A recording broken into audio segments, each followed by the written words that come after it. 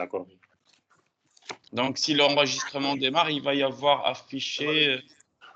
Oui, ça a été affiché. C'est bon.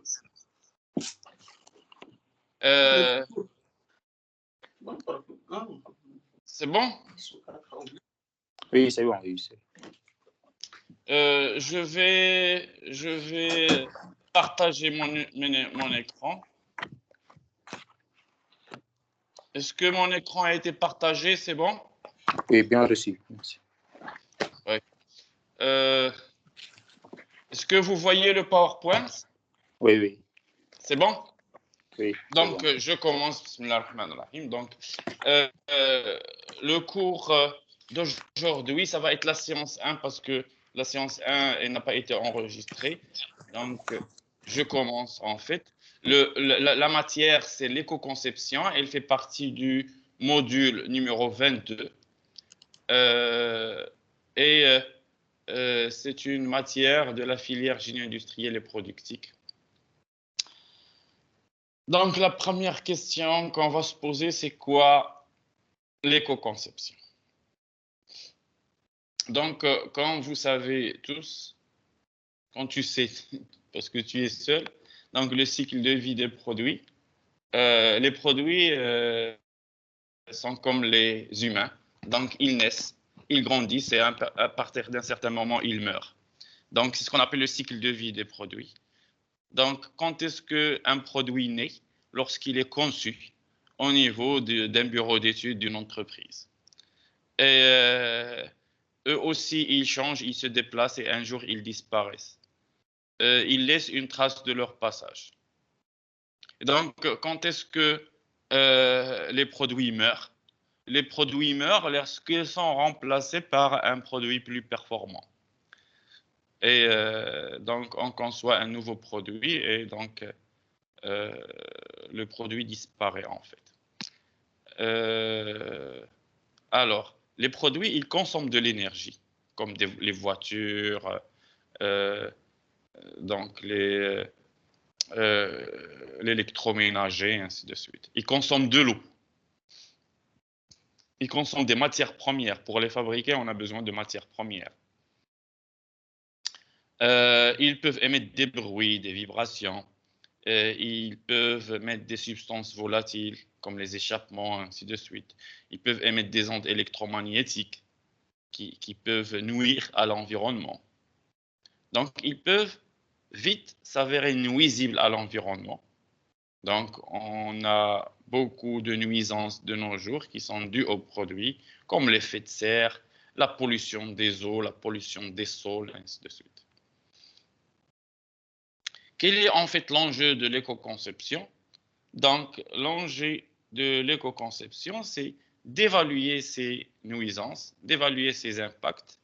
Et pourquoi on va les évaluer? Pour les anticiper et limiter leur impact sur l'environnement.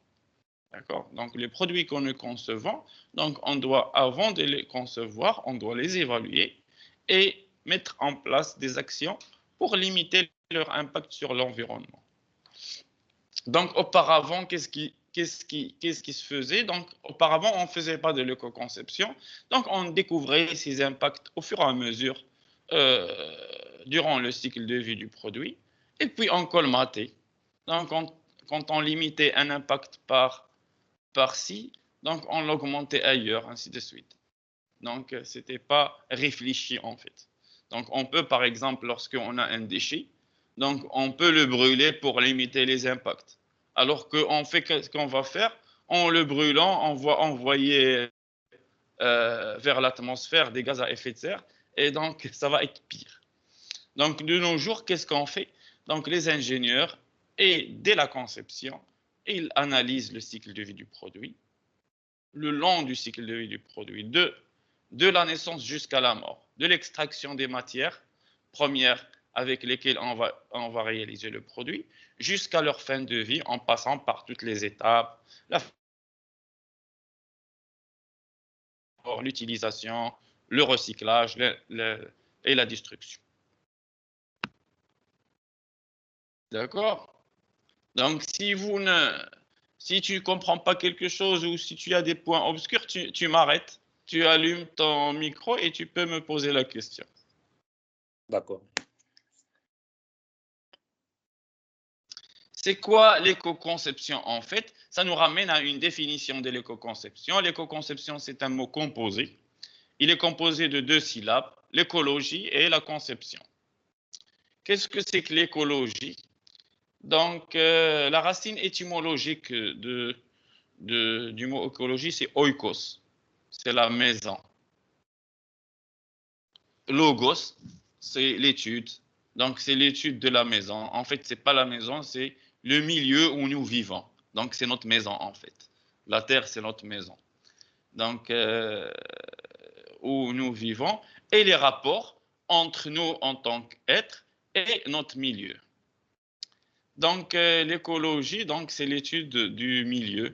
Et de nos jours, elle a plutôt un aspect de courant de pensée, parce que ces derniers temps, il y a eu un courant de pensée dont l'objectif principal, c'est de protéger l'environnement et d'assurer l'équilibre entre l'homme et son environnement. Parce que comme on va le voir, l'environnement, il est bâti sur un certain nombre d'équilibres. Et si cet équilibre n'est pas maintenu et si on déséquilibre ce système, donc ça va générer des problèmes. C'est un équilibre instable en fait. Donc, qu'est-ce que c'est que le deuxième mot, la conception? La conception, comme vous savez tous en tant qu'ingénieur, c'est l'ensemble des activités qui effectuent en général des ingénieurs au sein d'une entreprise et qui consistent à développer et définir un produit pour satisfaire les exigences d'un client. On peut concevoir une voiture, on peut concevoir un avion, on peut concevoir un stylo, on peut concevoir des vêtements, ainsi de suite. Donc tous les produits, ils sont, avant d'être produits, ils doivent être conçus. C'est quoi éco-concevoir? C'est tout simplement concevoir un produit en intégrant les aspects environnementaux. Bon, le concepteur, c'est l'action, c'est l'acteur qui va prendre l'initiative au niveau d'une entreprise, l'initiative des idées. Parce que la conception, c'est d'avoir des idées, c'est de donner des idées face à un problème en fait. Et qui va traduire ces idées en des réalités en transformant une idée en un produit. Et donc, il va faire des choix, il va prendre des décisions sur les matériaux, quels matériaux utiliser, comment je vais assembler, quelle technologie je vais utiliser, ainsi de suite. La voiture, est-ce que je vais prévoir une voiture électrique? Est-ce qu'elle va être hybride? Est-ce qu'elle va être l'énergie? Est-ce que ça va être le gasoil, l'essence, ainsi de suite. Et bien sûr, ces choix et ces décisions, ils auront des conséquences sur plusieurs facteurs, parmi lesquels les consommations d'énergie, les matériaux qu'on veut utiliser, est-ce qu'ils sont recyclables, est-ce qu'ils ne sont pas recyclables, ainsi de suite. Donc l'éco-conception, en fait, c'est la méthode pratique pour minimiser les impacts sur l'environnement afin d'assurer un environnement durable, un développement durable. Donc on va revenir sur cette question de développement durable. Donc qu'est-ce que c'est qu'un développement durable? Donc ces derniers temps, il y a eu un nouveau mot qui a été proposé, c'est ce qu'on appelle le développement durable. Donc, le développement économique, il peut ne pas être durable. On peut assurer au niveau d'un pays un développement économique, mais si ce développement économique se fait au détriment de la nature, de l'environnement, donc on l'appelle pas un développement durable, on l'appelle un développement économique tout court. Et donc, de nos jours, donc au niveau mondial, donc on conseille, on recommande d'opter pour un développement qui ne va pas nuire à l'environnement, donc qui va laisser l'occasion aux aux autres générations de se développer eux aussi. Parce que si on fait un développement économique qui n'est pas durable, donc on va, les nouvelles générations, on va les pénaliser. Et donc, ça, c'est le développement durable. On va revenir après pour clarifier plus encore cette notion de développement durable. Donc, une pratique efficace de l'éco-conception, elle a pour objectif d'améliorer la qualité et le coût du produit, tout en réduisant les impacts environnementaux.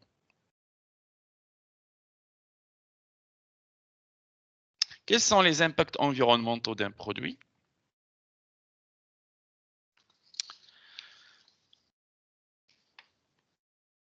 Alors, les impacts environnementaux d'un produit, ils peuvent inclure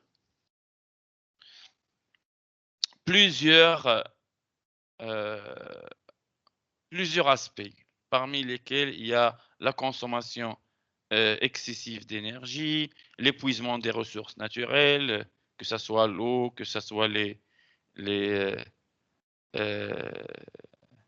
les matières qui sont rares, les rejets liquides, les émissions et la production des déchets. Alors, au niveau de l'éco-conception, les problèmes les plus critiques qu'on traite, donc il y a deux grands problèmes qu'on traite en priorité. Le premier problème, c'est la consommation d'énergie. Et le deuxième problème, c'est l'économie de matière. Qui dit économie de matière, dit forcément réduction des déchets.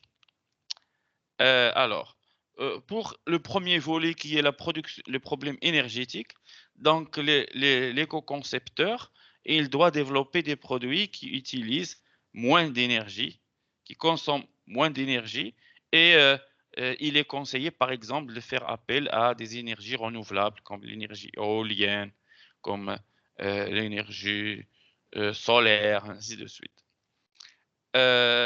Concernant le deuxième volet qui est le problème du matériau, l'éco-concepteur, il doit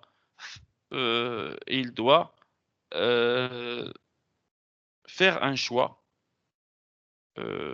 très pensé pour choisir le bon matériau et s'assurer que ils vont pas générer des problèmes, surtout au niveau des déchets, et ils vont pouvoir être recyclables ou s'ils ne sont pas recyclables, ils pourront être détruits facilement.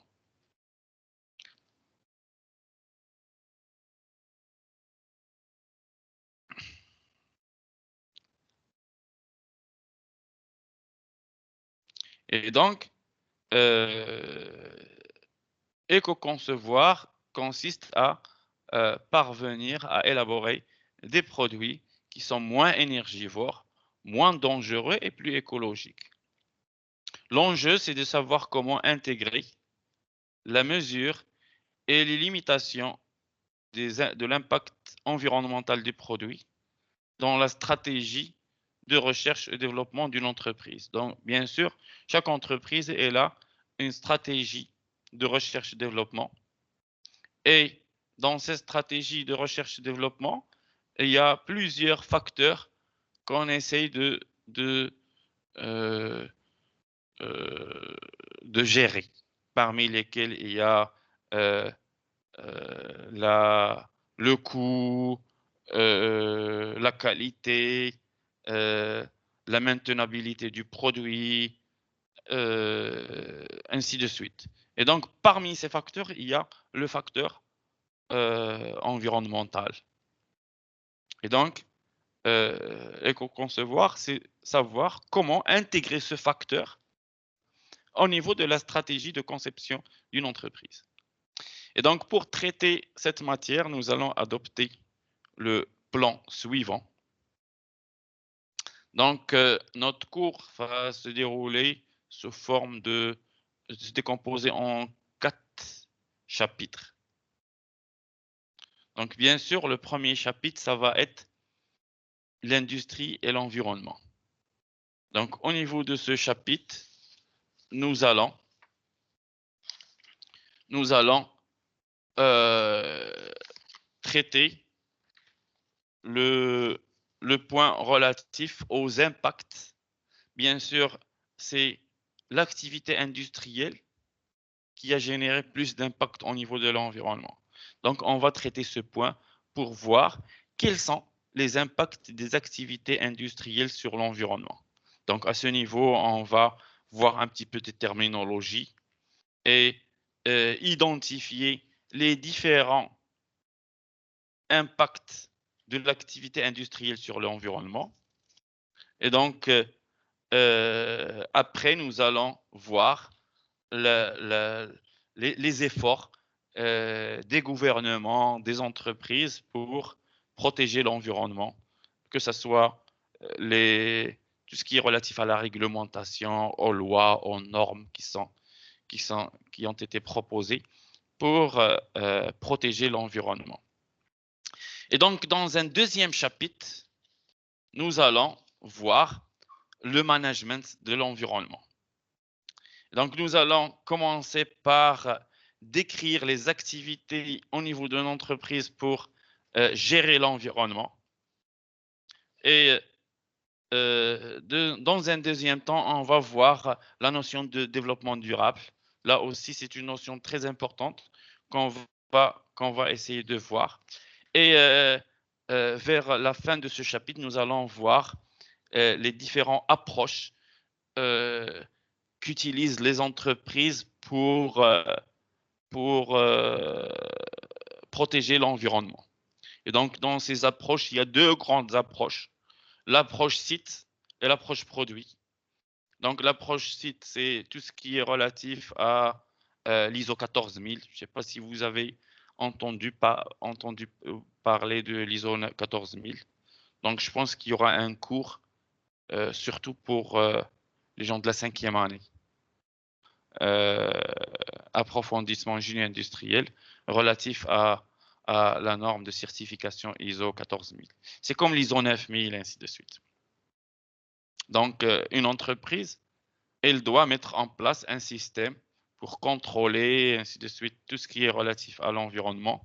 Et si son système il est bon, elle peut être certifiée ISO 14000. Il y a une autre approche qui est l'approche produit. C'est l'éco-conception. Elle fait partie de l'approche produit. Et donc, on va voir un petit peu l'approche site, mais l'approche produit, on va seulement la définir parce qu'on va la détailler dans les chapitres qui suivent. Et donc, là, au niveau de l'approche site, on va présenter l'étude d'impact environnemental. C'est parmi les études qui sont demandées parfois à une entreprise pour justifier que elle n'a pas un impact négatif sur l'environnement. Et même s'il a un impact négatif, est-ce qu'il a mis en place les actions nécessaires pour limiter cet impact? Et donc, au niveau du troisième chapitre, donc nous allons revisiter le processus de conception des nouveaux produits. Donc, on a abordé ce sujet au niveau du cours des systèmes de production, mais on l'a pas approfondi. Nous allons l'approfondir au niveau de cette matière et nous allons voir l'aspect environnement au niveau de ce processus. Parce que si on veut faire l'éco-conception, on ne va pas la faire de manière séparée. Donc, on doit l'intégrer dans le processus de conception d'un nouveau produit. Et donc, les entreprises, on doit utiliser des outils et ainsi de suite. Tout au long, donc au niveau du processus de conception du nouveau produit, il y a des jalons, il y a des étapes. Et donc, pour faire de la bonne éco-conception, donc il ne faut pas la faire vers la fin. Donc, il faut intégrer les activités d'éco-conception au niveau de toutes les étapes du processus de conception des nouveaux produits, dès le début de la conception. Et donc, c'est pour ça qu'on est obligé de revenir vers le processus de conception des nouveaux produits, de le présenter et de présenter les différentes étapes et voir au niveau de quelle étape il est important d'introduire l'éco-conception et comment. Comment le faire en fait. Par exemple, il y a des entreprises qui, parce que quand on fait la conception d'un produit, c'est un projet en fait. Et au niveau de ce projet, on doit, d'après l'approche process ou d'après la gestion de projet, on doit nommer une équipe qui va suivre ce projet avec un chef d'équipe, ainsi de suite. Un chef de projet, ainsi de suite. Et donc, dans certaines entreprises, bon, cette équipe, il y a une équipe restreinte et il y a une équipe plus grande. Et donc, il y a des sous-équipes en fait. Parfois, dans les entreprises, parmi les sous-équipes de conception, il y a une sous-équipe éco-conception qui se charge de tout ce qui est le facteur écologique au niveau de la conception. Et vers la fin, nous allons aborder le 4e chapitre. Dans ce 4e chapitre, on va voir la démarche d'éco-conception. Donc, on va prendre un exemple illustratif pour illustrer les idées. Et on va décrire le processus de co-conception. Bien sûr, pour décrire le processus de co-conception, on va revenir vers les différentes étapes d'un processus de conception, en fait. Et on va voir les outils qu'on peut utiliser pour faire de l'éco-conception, en fait. On va voir 2 principaux outils, la roue d'éco-conception et l'analyse de cycle de vie. Et donc, au niveau des TD, je vais vous donner, je vais vous mettre sur le Teams 1. Je vais vous demander de faire la même chose pour un autre produit. Donc, prendre un produit et le décrire et proposer des actions ou des idées pour rendre le produit plus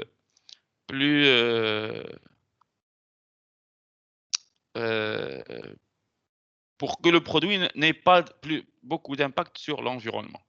C'est pour ça que je vais vous donner ce bouquin parce qu'il contient des exemples.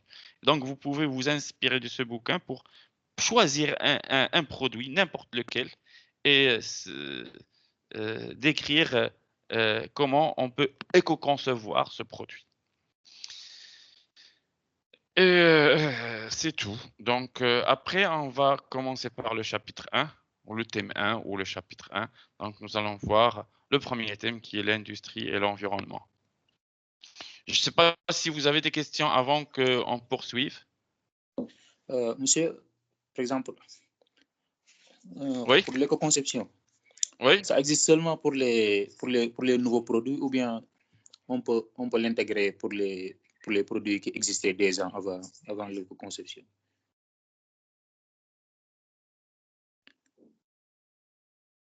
Oui. Oui, c'est une bonne question. Alors, dans le cours et dans les bouquins, on trouve que l'éco-conception relative aux nouveaux produits. Mais bon, vous avez raison. Donc, on peut introduire cette notion surtout au niveau de la maintenance. Donc, il y a des approches. Il y a des approches d'éco-conception au niveau de la maintenance, au niveau de l'utilisation, ainsi de suite. Et donc, ça, c'est une très bonne idée que j'essaierai de développer par la suite. Parce que c'est vrai, vous avez raison, c'est un point très important qu'il faut étudier, qu'il faut introduire en fait. Parce qu'on peut éco-concevoir un produit, mais si on ne l'utilise pas bien, donc, il ne va pas, par exemple, au niveau des voitures. Donc, si une voiture n'est pas bien maintenue, donc même si elle est éco-conçue, donc elle va avoir un impact négatif sur l'environnement. Et il y a d'autres approches. Donc, ça, je vous propose de faire des recherches plus approfondies à ce niveau. Il y a d'autres approches, en plus de l'éco-conception, qui vont permettre d'assurer cet aspect de limitation des impacts au-delà de la conception, en fait. Je vous remercie, c'est une bonne question. Et donc, ça me pousse à réfléchir plus sur ce point, en fait. Je vous demande de faire de même. Donc, je reprends. Donc, je partage toujours mon écran, non? Oui, oui. Oui. Mon écran, il est toujours partagé. D'accord. C'est bon. Donc, c'est bon, d'accord.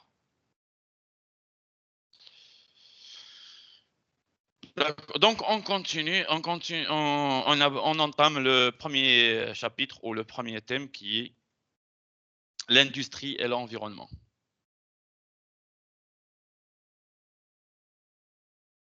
D'accord. Alors, les activités industrielles de nos jours, surtout de nos jours, surtout dernièrement, ils ont des impacts, très nocifs sur l'environnement. En plus des impacts, on peut avoir des risques d'accident pour le personnel et pour la population qui avoisine une entreprise. On peut citer comme impact l'extraction et la transformation des matières premières, les prélèvements d'eau douce. Donc l'eau, il est considéré de nos jours comme une ressource qui devient de plus en plus rare. La production des déchets et d'effluents. Donc de nos jours, les hommes, ils croulent de plus en plus sous leurs déchets. Les nuisances locales comme les bruits, les odeurs, les poussières. Donc, ces nuisances, ils relèvent de la responsabilité du producteur final qui possède en général les moyens d'agir sur ses performances environnementales. Donc, une entreprise, c'est elle le responsable et elle peut, si elle veut, limiter ses impacts.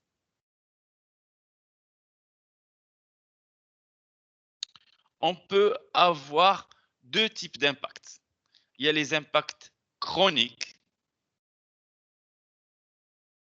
Quand est-ce qu'on dit que cet impact il est chronique? Lorsqu'il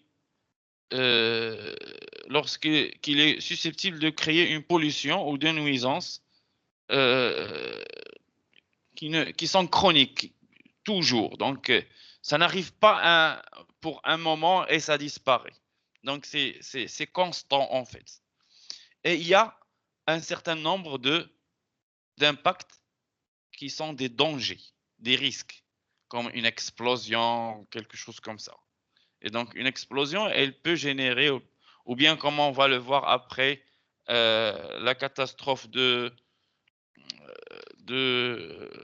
Exxon Valdez. Donc, c'est un pétrolier qui a échoué. Et donc, c'est un impact accidentel. Donc, ça n'arrive pas tous les jours, mais quand ça arrive, ça peut avoir des conséquences néfastes sur l'environnement. Donc, nous commençons par un petit peu de terminologie en matière d'environnement. Donc, les termes qui sont utilisés au niveau de l'environnement, il y a l'aspect environnementaux, les aspects environnementaux, un aspect environnemental. Donc, quels sont les aspects environnementaux? Ce sont les éléments afférents, qui ont relation avec les produits ou les activités industrielles d'un organisme. C'est ce qu'on appelle les polluants. Par exemple, les émissions, la composition des produits, et ainsi de suite. Donc, un polluant, c'est un altéragène biologique, qui peut être biologique, physique ou chimique, qui, au-delà d'un certain seuil, et parfois dans certaines conditions, développe des impacts négatifs.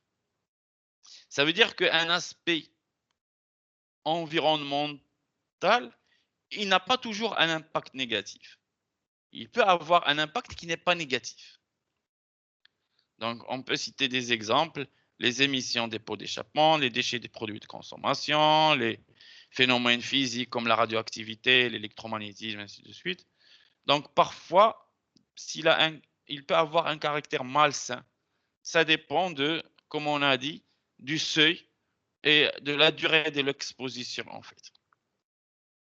Il y a un autre terme qui sont les impacts environnementaux. C'est les modifications que les aspects environnementaux, qui sont les polluants, peuvent causer sur l'environnement, nuisances. C'est ce qu'on appelle les nuisances. Donc, quand l'impact il est négatif, on parle de nuisance. Donc, la nuisance, c'est l'ensemble des éléments qui nuisent à la qualité de la vie. Ça peut être la pollution, le bruit, la promiscuité, ainsi de suite. Et donc, la pollution, c'est un phénomène perturbateur d'un équilibre établi, c'est ce qu'on appelle l'écosystème. Et plus particulièrement si cet élément est nuisible à la vie à travers la contamination. Donc, la pollution, elle a lieu quand un aspect, il génère une nuisance et il perturbe un équilibre. Parce que, comme on a dit, les écosystèmes, la nature, elle est battue sur des équilibres. C'est pour ça qu'on les appelle des écosystèmes. Et cet équilibre, il est fragile. Et donc, si on les perturbe, donc ils risquent de générer des nuisances. Surtout que il y a la contamination, en fait. Donc, qu'est-ce que c'est que... Il y a la notion de contamination et la notion d'écosystème. Qu'est-ce que c'est qu'un écosystème? Donc, on a déjà défini l'étymologie du mot écos. C'est maison, c'est milieu. C'est le milieu où on vit. Le milieu où on vit, c'est un système. Écosystème. Donc, l'écosystème, il comprend le milieu où on vit et les êtres qui le composent et toutes les relations qui existent et qui se développent à l'intérieur de ce système. Donc, quand on a un écosystème, les différents composants de cet écosystème, ils sont reliés entre eux. Il y a des relations qui existent entre eux. Parmi les relations, la relation la plus frappante, c'est la chaîne alimentaire. D'accord? Et donc, le fait de ces relations, on peut avoir une contamination, perturbation d'un ou de plusieurs composants d'écosystème, d'un organisme ayant une incidence sur l'écosystème au-delà d'un certain seuil. La contamination, elle peut s'étendre ou se modifier via les relations comme la chaîne alimentaire. Par exemple, je ne sais pas moi, une rivière a été contaminée par des effluents d'une entreprise, des déchets d'une entreprise. Et donc, il y a les sols qui vont être contaminés. Ça peut contaminer la végétation. La végétation, elle peut être, je sais pas moi, des vaches ou des bovins. Ils peuvent venir manger cette végétation. Ils peuvent être contaminés par cette végétation. La viande de ces animaux, on peut être contaminé, et ainsi de suite. Et donc, c'est ce qu'on appelle la contamination, en fait, Donc, l'énergie, elle est fragile parce que lorsque un composant il est pollué, cette pollution peut s'étendre au niveau de tout l'écosystème en fait. Qu'est-ce que c'est que l'écosystème? Un écosystème en écologie, l'écologie c'est la science qui étudie, comme on a dit, c'est la science qui étudie l'environnement. En écologie, un écosystème, c'est un ensemble formé de deux choses. Les êtres vivants, c'est ce qu'on appelle la biocénose, et le milieu dans lequel cette biocénose vit, c'est le biotope. Donc, pourquoi on l'appelle écosystème? Qu'est-ce que c'est qu'un système?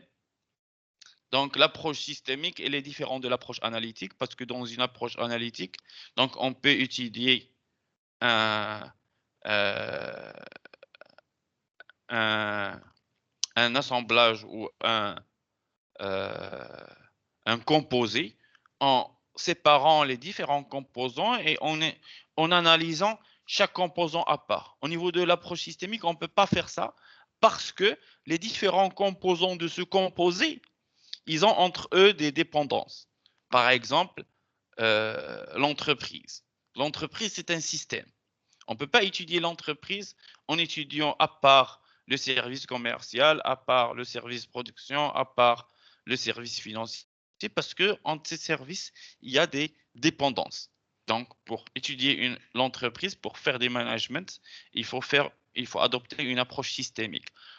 Idem au niveau de l'environnement, puisque les différents composants de l'environnement, ils sont reliés entre eux, donc on l'appelle système. Et donc, l'écosystème,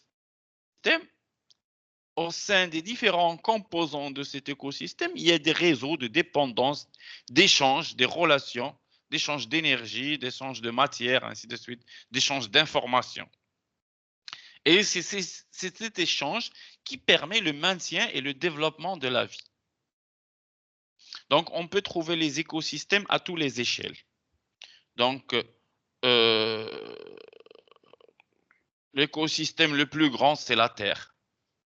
Donc, on peut avoir des petits écosystèmes, un caillou.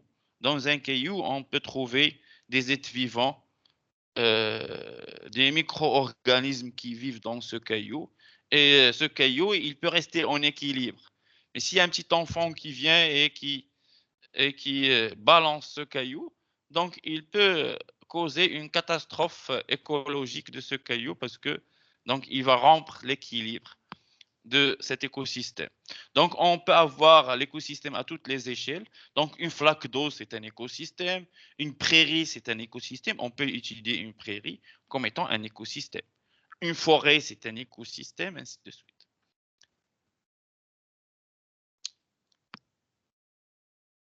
Donc, un écosystème n'est pas statique immuable. Il est dynamique, il change, il évolue, il s'adapte. Donc, parmi les caractéristiques des écosystèmes, c'est qu'il y a l'adaptation. Il s'adapte à son environnement. L'être vivant, il s'adapte à son environnement en permanence parce que cet environnement, il évolue.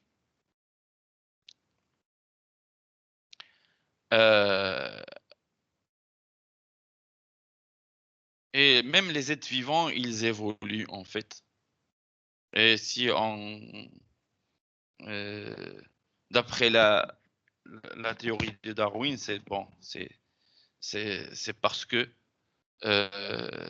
on s'adapte qu'on évolue en fait. Donc, les êtres vivants sont capables de s'adapter aux changements et aux conditions qui sont dynamiques. Donc, si les changements sont trop nombreux à se produire, ou si ces changements et ces dérèglements se produire sur une durée assez longue, donc on peut avoir des catastrophes et donc l'être vivant ne peut plus s'adapter et il peut disparaître. Et donc, les dérèglements des écosystèmes, ils peuvent provenir de 3 sources. Ils peuvent provenir du milieu lui-même. Par exemple, les volcans, les épidémies, ainsi de suite. Donc, une épidémie, elle peut provoquer une extension, une extinction. Il peut provoquer qu'un être vivant s'éteint. D'accord? Extinction. D'accord. Des êtres vivants eux-mêmes. Donc, c'est la menace la plus grave. D'un élément extérieur à l'écosystème. Par exemple, les météorites, les comètes, ainsi de suite. D'ailleurs, on dit que les dinosaures se sont éteints à cause d'une météorite. Je ne sais pas si c'est vrai ou c'est faux, mais c'est ce qu'on dit en fait. La source de règlement, comme on a dit, le plus grave, c'est la source qui provient des êtres vivants et surtout qui provient de l'homme. Depuis ces 50 dernières années, l'activité humaine, elle a créé tellement de modifications qu'elle met en péril l'équilibre de notre écosystème. On met en péril l'équilibre de notre écosystème, comme on a dit, cet équilibre qui est fragile.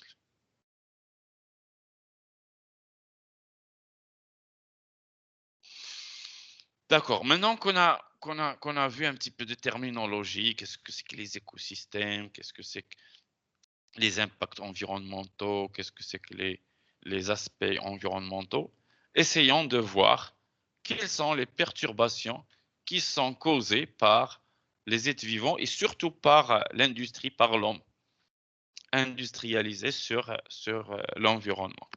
Donc, il y a plusieurs perturbations qui ont été dernièrement causées par l'homme, parmi lesquelles on peut citer la déforestation, la disparition des biotopes, la disparition de certains espèces animaux qui sont exterminés par la chasse ou par la disparition de leur milieu naturel, qui est remplacé par, ils sont remplacés par les hommes en fait. Perturbation du cycle de carbone. Donc, comme on a dit, les écosystèmes, ils sont sujets à des équilibres qu'il faut pas déranger. Parmi ces équilibres, ils sont exprimés par des cycles, comme le cycle de carbone, le cycle de l'eau. Donc, le cycle de l'eau, tout le monde le connaît. Donc, l'eau s'évapore, il remonte vers les couches atmosphériques les plus hautes et il est transformé il descend sous forme de pluie, et ainsi de suite. Il y a aussi un autre cycle qu'on va voir, c'est le cycle carbone. Donc, tous les êtres vivants, donc, ils sont composés majoritairement de carbone. Et donc, il y a un cycle de carbone qui a lieu au niveau de l'écosystème. Et donc, si ce cycle de carbone il est perturbé, il peut générer des problèmes. L'effet de serre. On va revenir sur l'effet de serre en fait. Donc tous ces cycles ils sont reliés. Par exemple, si le cycle de carbone il est perturbé et il peut causer l'effet de serre, ainsi de suite. Qu'est-ce que c'est que le cycle de carbone? Le cycle carbone. Donc, comme vous savez tous, le carbone, c'est un élément essentiel à la vie.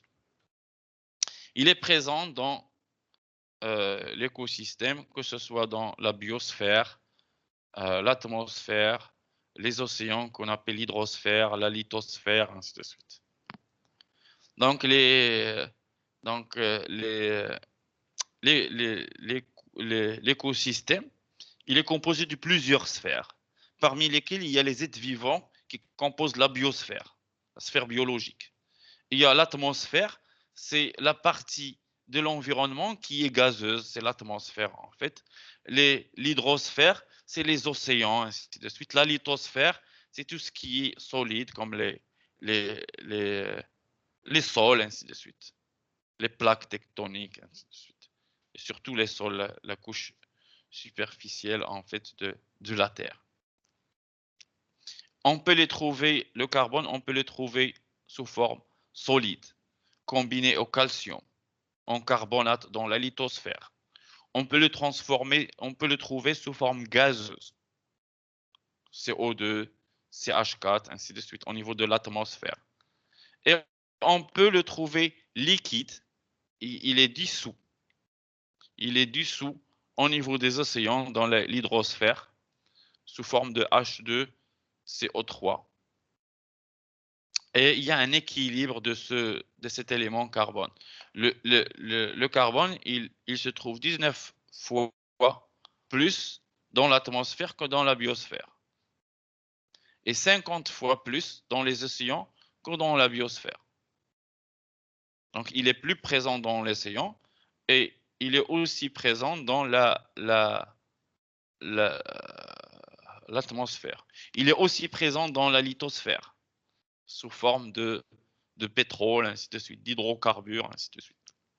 Alors, donc il y a un cycle de carbone. Donc, qu'est-ce que c'est que le cycle de carbone? Donc, le cycle de carbone, en fait, c'est la transformation, c'est les échanges de carbone qui ont lieu entre les différentes sphères, à la fois la biosphère, l'atmosphère, l'hydrosphère, ainsi de suite. Par exemple, dans le sens atmosphère vers biosphère. Donc, dans le sens atmosphère vers biosphère, donc ce schéma nous le montre en fait. Qu'est-ce qu'il y a entre l'atmosphère et la biosphère? Les échanges se font par photosynthèse. Donc, les arbres, par exemple, ici, ils font de la photosynthèse. Donc, qu'est-ce que c'est que la photosynthèse?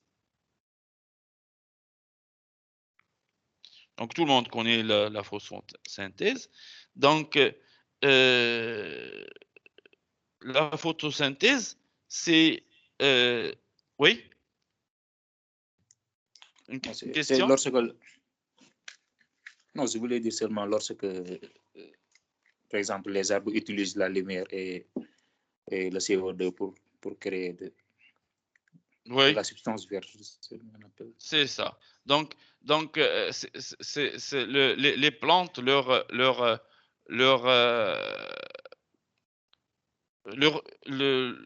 rôle qu'ils jouent au niveau de l'écosystème, il est important parce qu'il permet de dégager l'oxygène qu'on est obligé qui doit exister pour qu'on puisse respirer. Comment ils font ça?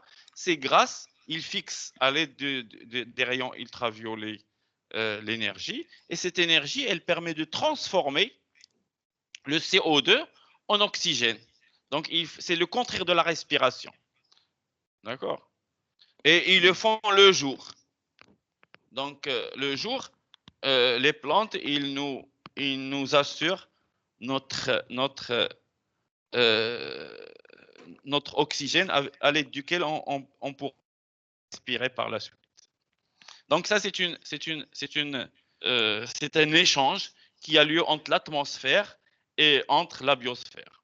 Donc il y a l'autre échange qui a lieu entre la biosphère et l'atmosphère. Et là, c'est nous qui donnons à l'atmosphère le carbone. C'est en respirant. Donc en respirant, on dégage le CO2. Et en dégageant le CO2, on augmente le pourcentage de carbone dans l'atmosphère. D'accord. Ça, c'est un premier échange. Alors, quel est le deuxième échange? Dans le sens maintenant océan atmosphère, donc l'océan, il peut consommer le carbone qui se trouve dans l'atmosphère en dissolvant le CO2.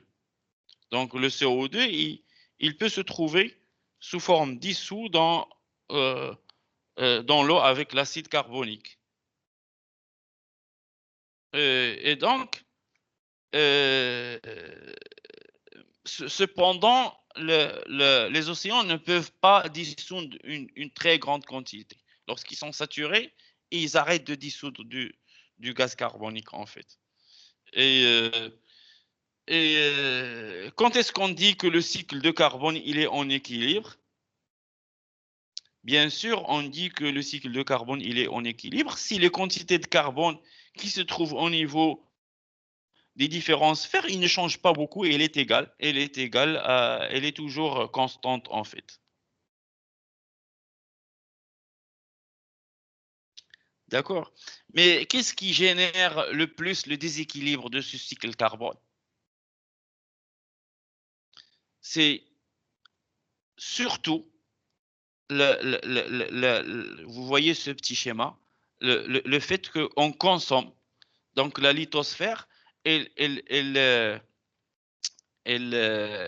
emmagasine une certaine quantité de carbone sous forme de pétrole en fait. Et lorsque on consomme excessivement ce carburant, donc on dégage au niveau de l'atmosphère une quantité plus grande que ce qu'il doit contenir de carbone. Donc, parce que en faisant, en utilisant, bon, donc voilà un diapositive qui résume les échanges de carbone. En fait, entre l'atmosphère et la biosphère, il y a la photosynthèse. Entre la biosphère et l'atmosphère, il y a la respiration. Entre les océans et l'atmosphère, il y a aussi des échanges. Sauf que l'océan ne peut pas à lui seul dissoudre une grande quantité de CO2. Donc, même si les océans, ils constituent les 2 tiers de notre planète, donc ils ne peuvent pas pallier à ce problème. Donc, bien sûr, comme on a dit, le cycle de carbone, il doit être en équilibre. Et les activités de l'homme, ils perturbent cet équilibre.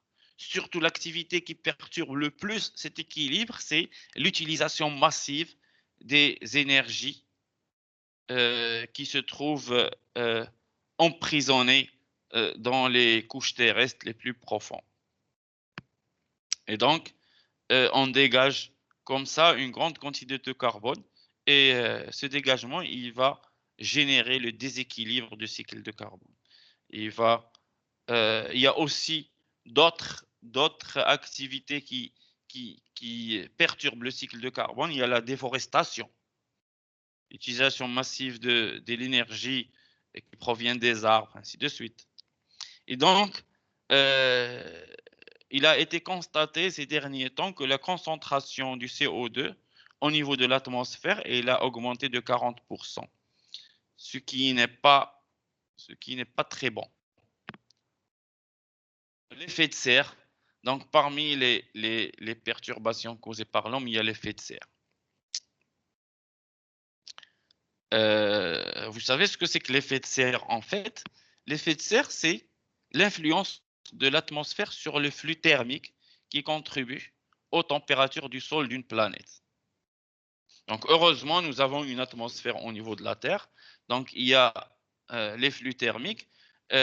Donc la Terre, il reçoit de l'énergie thermique qui provient bien sûr du Soleil.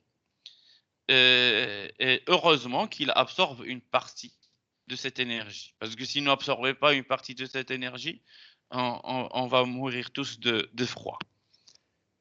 Et donc, il réfléchit une autre partie de ces rayonnements. Et c'est ça qui maintient l'équilibre thermique de la Terre, en fait. Bon, qui est ce qui permet à l'atmosphère d'absorber une quantité d'énergie, cette quantité d'énergie, et de ne pas tout réfléchir vers l'extérieur, c'est les gaz à effet de serre. Et les gaz à effet de serre, ils ont augmenté ces derniers temps. Donc, le forçage radiatif et donc l'influence des gaz à effet de serre qui composent l'atmosphère et qui bloquent une partie du rayonnement infrarouge et qui influence le bilan thermique de la Terre. Donc, on l'appelle aussi réchauffement climatique. Donc, l'effet de serre, il génère un réchauffement climatique, en fait. Et le réchauffement climatique, il peut être nuisible à la vie au niveau de la Terre, en fait.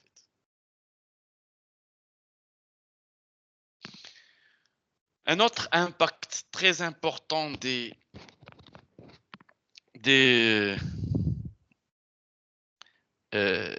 activités industrielles sur l'environnement, c'est les déchets. Donc, c'est difficile de se débarrasser de ces déchets. Donc, seulement 20% des déchets sont recyclés. Donc, il y a différents types de déchets. Donc, parmi les déchets qu'on peut trouver, il y a plusieurs types de déchets. Les déchets qui sont moins nuisibles, c'est les déchets biodégradables. Et donc, là, ça ne constitue pas vraiment une menace pour l'environnement. Donc, qu'est-ce que c'est que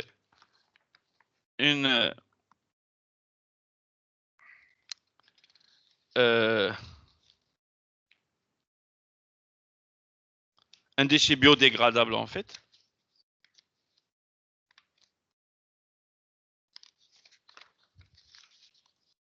Donc, un déchet biodégradable, c'est tout simplement qu'est-ce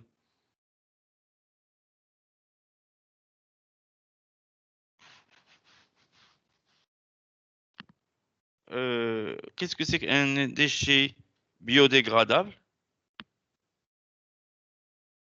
C'est un déchet qui se dégrade automatiquement au niveau de l'environnement, comme les déchets alimentaires, les déchets agroalimentaires, ainsi de suite, les déchets de maison, les déchets de jardin, ainsi de suite.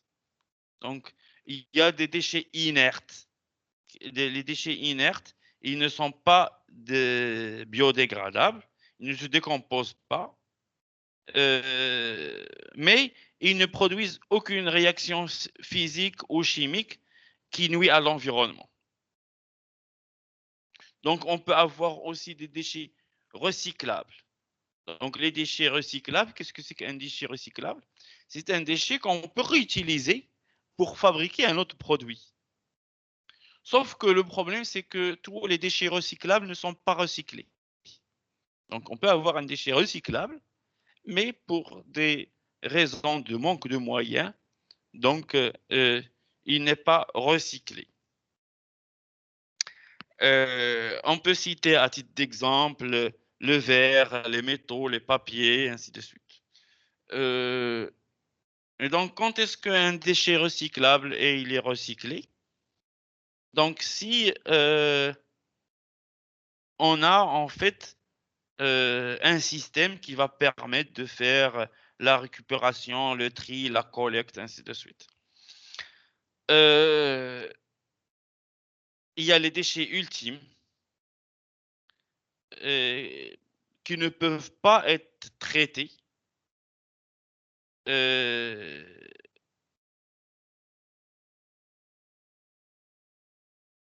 Ou être détruits. Et donc, ils vont rester là, en fait.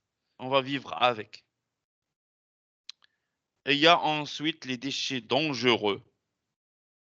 C'est les déchets qui présentent un caractère dangereux pour l'environnement. Et il y a les déchets toxiques, c'est les déchets les plus nuisibles parce qu'ils sont classés ici dans l'ordre de nuisance. Les déchets toxiques, c'est les déchets dont le caractère nocif Oui, il est toxique en fait. On peut citer les batteries usagées, les piles, les résidus de peinture, euh, donc les lessives, ainsi de suite, les huiles de vidange, donc qui sont toxiques. Et surtout les déchets dans les centrales nucléaires comme ça.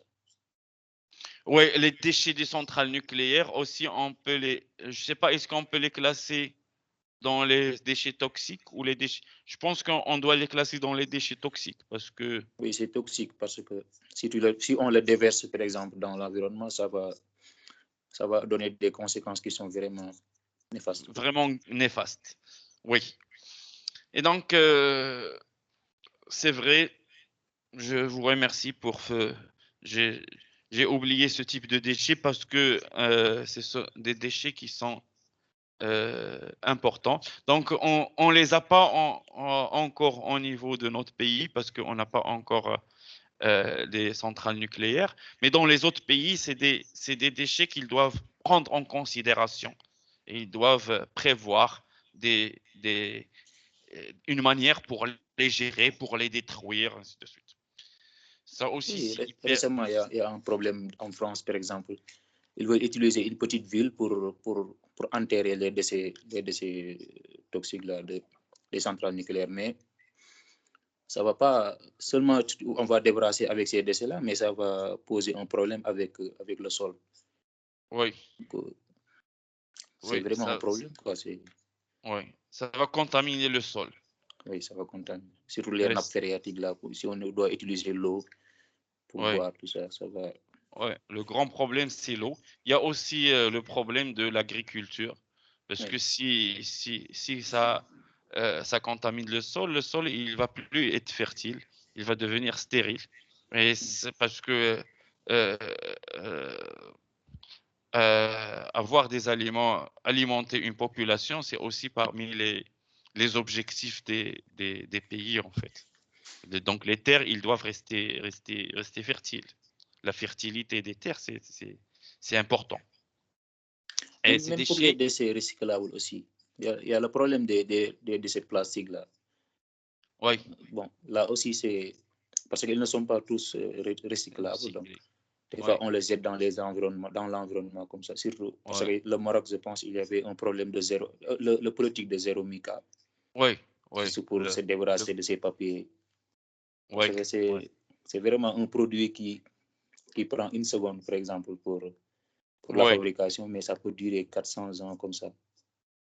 oui, oui, vous avez raison. Donc, c'est un grand problème au niveau du Maroc parce que, comme on a dit, tous les déchets recyclables ne sont pas recyclés par faute de moyens. Et le Maroc n'a pas suffisamment de moyens pour recycler. Il y a aussi le problème d'éducation. Donc, quand on met un processus, une procédure, donc on n'est pas sûr que tout le monde va respecter. Donc, c'est ça en fait. Et donc, il y a l'intervention de l'État à un certain moment pour faire respecter euh, et réduire l'impact sur l'environnement. Et donc, c'est ça en fait au niveau des pays. Donc, il faut mettre en place un processus de gestion des déchets. Un processus de gestion des déchets. Et donc, parmi les processus de gestion des déchets, il y a le stockage. Donc, on stocke en général les déchets dans des décharges. Donc, on peut les incinérer, on peut les rejeter dans les océans, dans les montagnes, et ça va nuire à l'environnement. Donc, euh, il faut avoir un système. Donc, de nos jours, les pays, ils travaillent de plus en plus sur leur processus de gestion des déchets pour avoir de la collecte, un tri, augmenter le taux de recyclabilité, ainsi de suite. Voir où est-ce qu'on va mettre les déchets ultimes, comment on va traiter les déchets dangereux et toxiques, ainsi de suite. Et donc, ce qui est utilisé de nos jours par tous les pays, c'est les décharges. Donc, il y a des décharges où on enfouit, où on met les déchets. on peut les enfouir. Mais c'est pas une solution très efficace en fait. L'incinération, qu'est-ce que c'est que l'incinération? C'est le fait de détruire les déchets par le feu. Et on utilise l'incinération surtout pour les déchets qui sont toxiques ou dangereux. Et donc, on est obligé de les brûler dans des fours. Il y a d'autres procédés. Il y a des procédés de valorisation des déchets, comme le compostage. Par exemple, les déchets biodégradables, au lieu de les rejeter, on peut faire du compostage, réaliser un compostat qu'on va utiliser pour l'agriculture, pour augmenter la fertilité des sols, et ainsi de suite.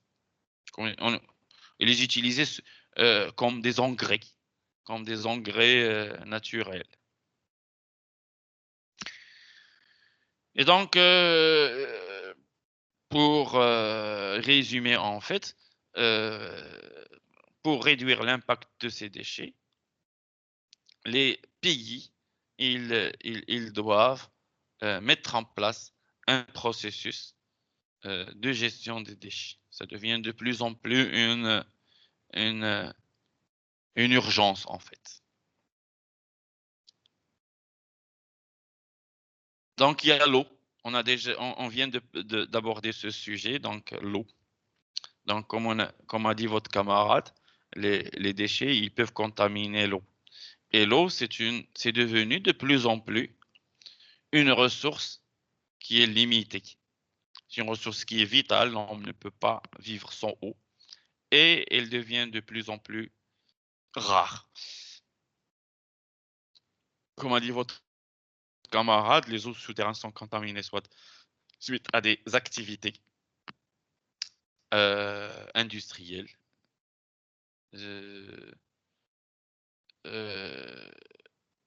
L'industrie est la plus grande source de pollution des eaux dans les pays en développement. L'eau polluée, il peut devenir un danger, que ce soit pour la faune ou pour la flore.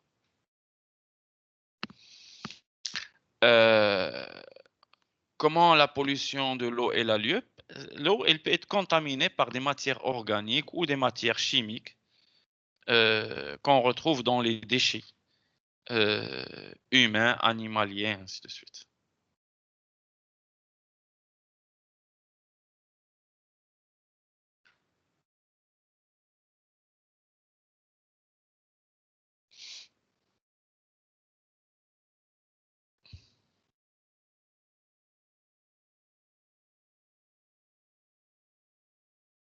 D'accord. Oui, donc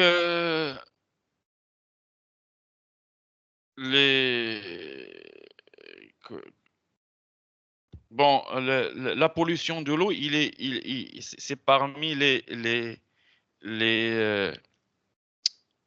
sujets les plus importants que doit traiter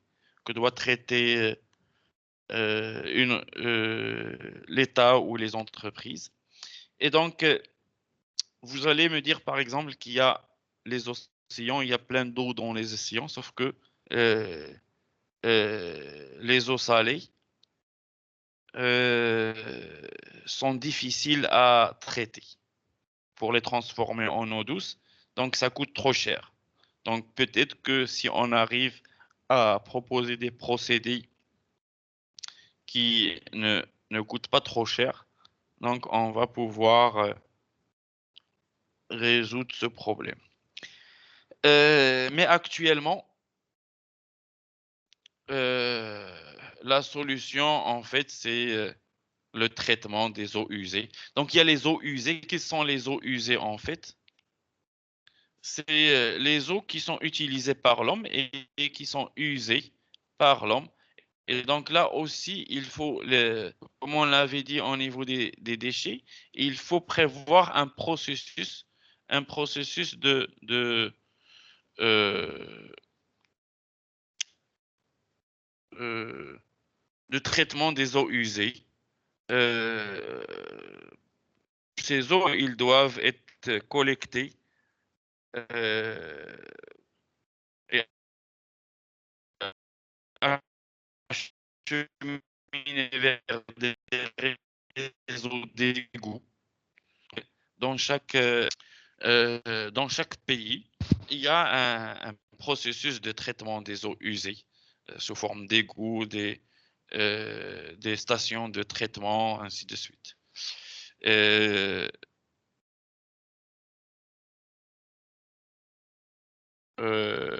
Parce que si on n'a pas ça, donc on peut laisser les eaux, les rejeter dans les rivières, dans les océans, et ça peut polluer l'environnement en fait.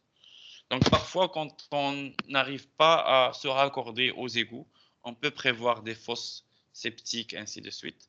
Mais les fosses septiques, en général, c'est pas une solution parce que, comme on a dit, ça peut causer la contamination du milieu environnant.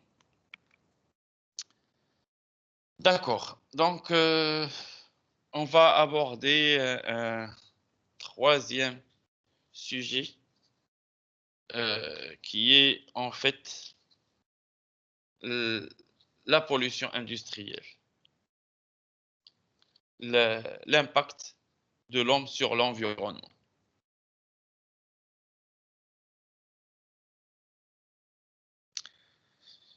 Donc, comme vous savez tous, suite à la révolution industrielle, donc c'est pas la 4e révolution, on parle de la première révolution déjà, c'est la proposition de la machine à vapeur par James Watt. Donc, il a généré des pollutions industrielles et un impact très négatif sur l'environnement.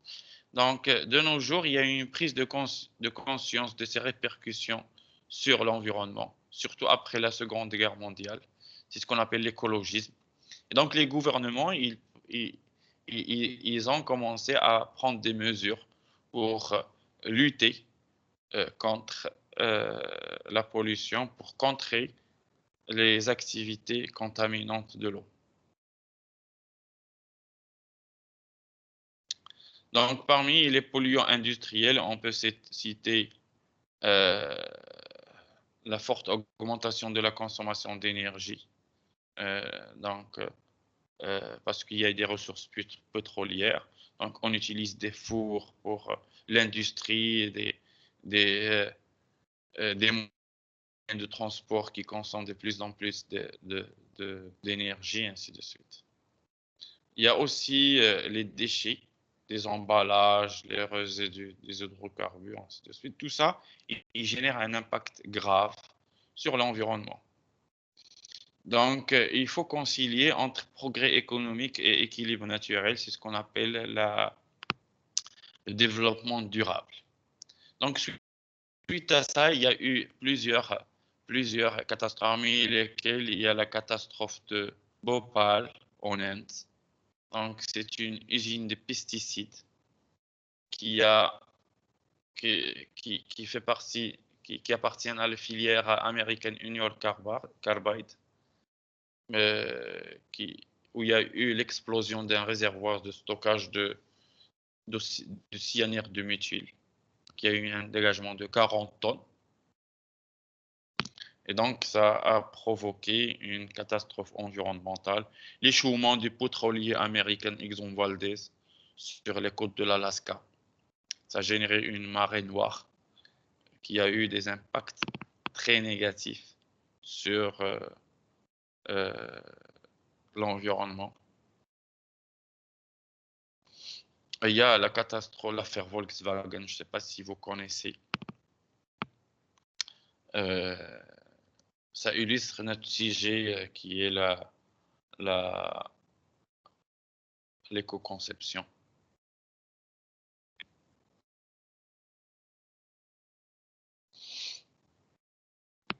Est-ce que tu connais la catastrophe de l'affaire de Volkswagen? Tu as une petite idée? Non, mais je peux chercher sur sur Google. Ouais, non, parce que ça a été médiatisé. L'affaire de Volkswagen, on peut la résumer. Bon, il y a des lois et des règlements pour chaque produit. Par exemple, pour les voitures, pour la réduction des émissions des polluants, les NOx, les CO2, les moteurs, ils doivent respecter une norme, puisque Volkswagen il se trouve en Allemagne, elle doit respecter les normes européennes d'émissions. Donc, c'est la norme Euro 6. Donc, la norme Euro 6, c'est une norme qui définit la limite à partir de laquelle on va dire qu'une voiture elle est polluante. Et quand une entreprise elle conçoit, comme un constructeur automobile conçoit une voiture, des moteurs de sa voiture, ils doivent subir les tests d'homologation. Et donc, qu'est-ce qu'a fait en fait Volkswagen? Elle a tout simplement fait de la tricherie. Comment elle a pu faire de la tricherie? Les ingénieurs de Volkswagen, ils ont modifié de manière informatique les paramètres du calculateur du moteur pour qu'il passe les tests d'homologation. Parce que comme vous savez, de nos jours, les moteurs, ils sont équipés d'un petit ordinateur, le calculateur d'injection. Donc, on peut jouer sur ces paramètres pour que la voiture devienne moins polluante. Elle passe les tests d'homologation et on est homologué. Et après, on remet les paramètres du calculateur à leur état normal. Et la voiture, elle est plus polluante. Bon, la Volkswagen, elle a passé les tests. Mais après, il y a eu d'autres groupements de consommateurs, ainsi de suite, qui ont fait les tests eux-mêmes et qui ont découvert cette tricherie et ils ont mis, ils ont informé tout le monde, ainsi de suite. Et après, Volkswagen, elle était obligée de payer des amendes, ainsi de suite. Donc, ça a été connu en 2014, c'est l'affaire de Volkswagen. Donc, moralité, donc on va s'arrêter là, on va continuer la séance prochaine. Moralité, quand on conçoit un produit, donc chaque entreprise elle est obligée de faire ce qu'on appelle de la veille réglementaire. Qu'est-ce que c'est que la veille réglementaire? Elle doit connaître tous les règlements et les lois qui se rapportent à son produit pour qu'à la conception, elle doit les respecter. C'est parmi les tâches que doit faire les ingénieurs qui font de l'éco-conception, faire de la veille réglementaire pour connaître tous les lois et les règlements qui se rapportent à leurs produits. Parce que chaque produit, il peut être sujet à des lois et des règlements. Il doit passer des tests, il doit se conformer à certaines lois, en fait. D'accord? Donc, sur ce, j'arrête. Je ne sais pas, est-ce que ça a été enregistré? Je pense que ça a été enregistré. Oui, vous pouvez, par exemple, arrêter l'enregistrement, après ça va s'enregistrer. Oui, j'arrête l'enregistrement. Comme ça, je vais avoir une trace.